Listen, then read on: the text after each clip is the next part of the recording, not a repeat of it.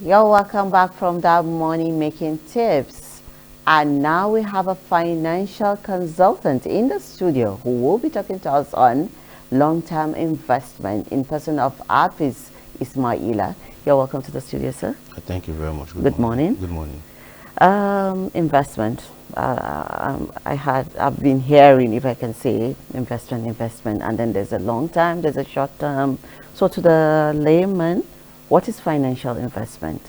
Well, for me, when you talk about financial investment is just a process whereby an individual or a corporate entity tend to sacrifice an asset that will be put into another asset for the purpose of generating return in the future. What does that mean, sacrifice an asset? It could be cash, it could be money, it could be your time. They are putting into another underlying asset to generate return in the future. For example, like cash now. Cash is a non-generating asset. If you put 10 billion naira in a building and you travel to Canada for 2 years and you come back, that 10 billion will still be 10 billion. In fact, time value of money, appreciated. It won't even appreciate because time value of money will come in, inflation will come in. It can actually, it does not what it is not is what again as at the time you're traveling to Canada. So that is why it's only advisable that when you have an idle cash, you put it in another thing that can actually generate returns for you, depending on how you've actually planned your cash flow. Why do people invest? It's just because of to secure the future. Like for a married man that has about 5 children and he has millions of naira, he can decide to say, I want to buy 2 blocks of flat in an estate. Rent it out to tenants on a yearly basis. The proceeds from the rental income, I'll use it to pay my children school fees. The headache of school fees is off the line. So that is what is actually mean by financial investment. We are just trying to secure our future. We are trying to secure our comfort in the nearest future. Okay. So as a first-time investor, yes. So what are my first steps? Okay. The first thing you need to first do is that as a first-time investor, you need to first plan your cash flow first. In the sense that what comes to you and what do you spend out.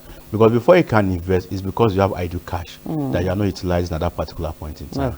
Now, when you now have that idle cash, you don't just invest. You have to carry out an environmental scanning. You have to look at your environment very well, because what may work for you in a particular geographical location may not work for you in another geographical location. So there is a lot of risk factor that have to come to play. So you need to ask yourself, and in taking steps, like I said, also depend on the amount of money you have. Because the more money you have, the more money you make. So it's the level of money you have that will not determine what kind of investment should I go into. Should I put my money in fixed deposit? Should I put my money in government treasury bill? Should I put my money in real estate investment? Should I buy federal government bond? Should I go for euro bond? And we have all these light assets like this, all these Bitcoin and cryptocurrency and whatever like that. So for you have to carry out an appraisal first to ask yourself that where do you want to put in the money and take a proper risk analysis. And that is why some of us may now need the service of a consultant or an advisor to come. And one of the things that kill most Nigeria is that amount that they will pay to a consultant or to an advisor, they won't want to do it and they'll just go into that business. And at the end of the day, the business can now go crashed. That money that you don't want to pay have been issued, you will now end up paying double of it. Because the reality is that it is today, we have a lot of people that have idle cash in the house, but they don't even know what to do with it. The environment is not accommodating. You understand? We have a lot of economic policy that is not even favorable to the system itself. So where did I even want to put my money? And I think this is where the service of bankers comes to play. This is where the service of various investment practitioners come, most especially bankers, because bankers interact more with people. They are more closer to the populace than any other business outfit today.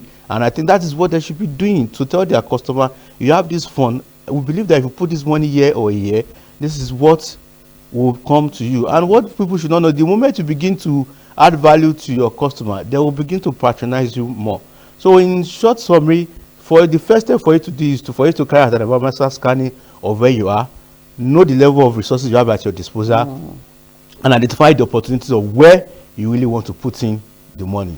One of the importance of investment is just for security of what will happen in the future, because it is important that you sacrifice cash flow in the short term in order to make a good return in the long term.